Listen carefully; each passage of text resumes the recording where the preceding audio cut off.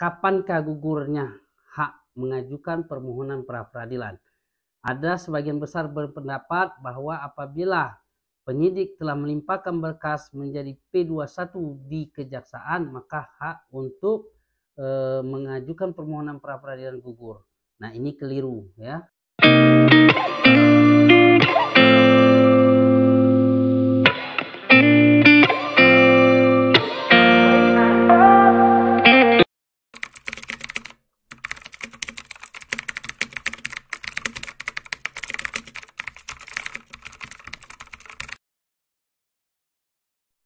Assalamualaikum warahmatullahi wabarakatuh. Berjumpa kembali bersama saya Advokat Dian Burlian di channel Literatur Hukum, channel referensi hukum bagi masyarakat Indonesia. Baiklah, dalam kesempatan kali ini kita akan membahas tentang kapankah gugurnya hak mengajukan permohonan pra-peradilan. Nah, pada hari ini kita akan melaksanakan kegiatan pendaftaran permohonan pra-peradilan di Pengadilan Negeri Muara Bulyan. Namun sebelum kita berangkat dan membahas lebih dalam tentang pra-peradilan ini, ada baiknya sahabat literatur hukum sekalian dukung channel ini dengan cara subscribe, like, komen, and share video-video dari literatur hukum.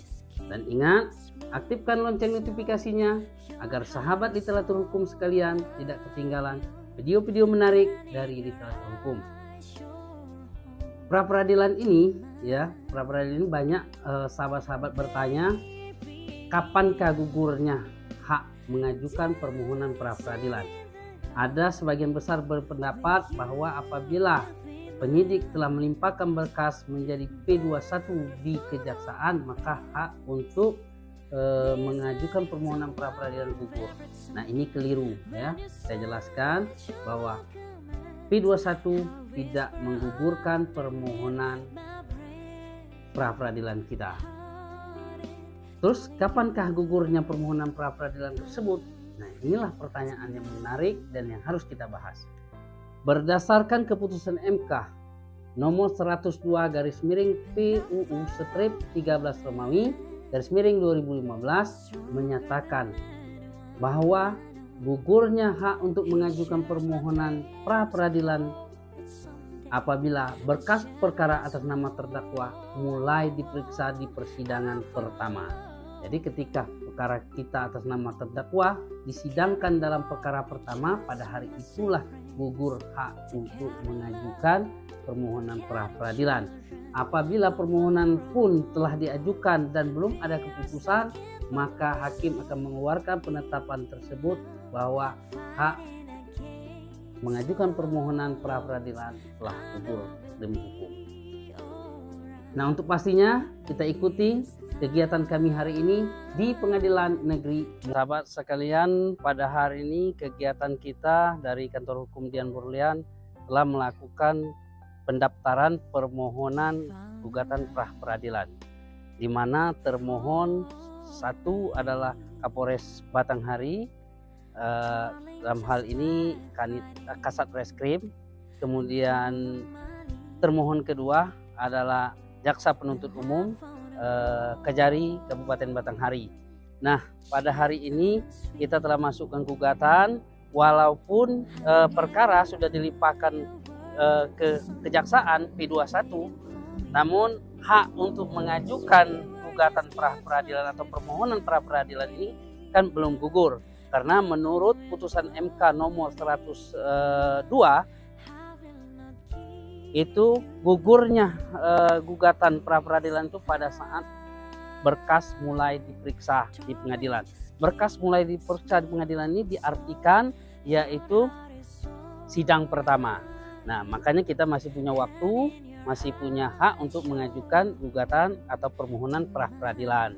Permohonan pra-peradilan yang kami ajukan pada saat ini diajukan oleh keluarga tersangka, di mana yang kami menjadi keberatan kami, alasan gugatan pra-peradilan ini, satu adalah penetapan tersangka terhadap pemohon, yang kedua penahanan terhadap pemohon, yang ketiga yaitu terkait dengan pra-yudisial. Pra-yudisial ini adalah sebagaimana diatur di dalam pasal 81 KUHP. Kemudian gugatan kita telah diterima, mungkin tinggal berikutnya berkas akan dinaikkan. Jadi hak untuk mengajukan gugatan permohonan pra-peradilan itu bisa dilakukan sepanjang berkas belum diperiksa di pengadilan. Tapi kalau ketika berkas sudah diperiksa di pengadilan, maka hak untuk itu gugur. Jadi kita boleh menguji yang menjadi permasalahan atau pokok permasalahan dalam permohonan pra-peradilan ini adalah pasal 81 KUHP yang menyatakan pra-yudisial. Pra-yudisial ini artinya penundaan penuntutan karena ada perkara perdatanya. Jadi perkara perdata belum diputuskan, kok proses penetapan tersangka dan penuntutan dilanjutkan. Jadi kita melakukan permohonan pra-peradilan ini pada intinya mohon ditunda proses pidananya sebelum ada keputusan perdatanya. Itulah yang dapat kami sampaikan dalam kesempatan kali ini.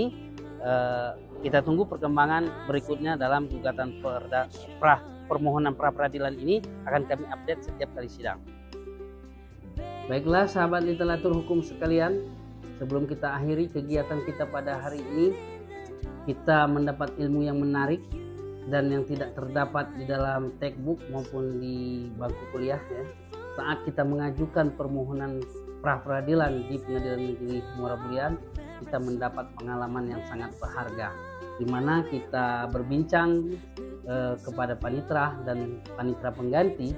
Mereka menyampaikan kepastian permohonan gugatan pra-peradilannya ini on time atau tepat waktu, di mana kami pada tanggal 22 ini nanti akan menuntut penerimaan berkas dari kejaksaan sampai pada tahun depan atau pada tanggal 1 atau tanggal 2 ya di tahun berikutnya, karena ini kan akhir tahun bulan Desember.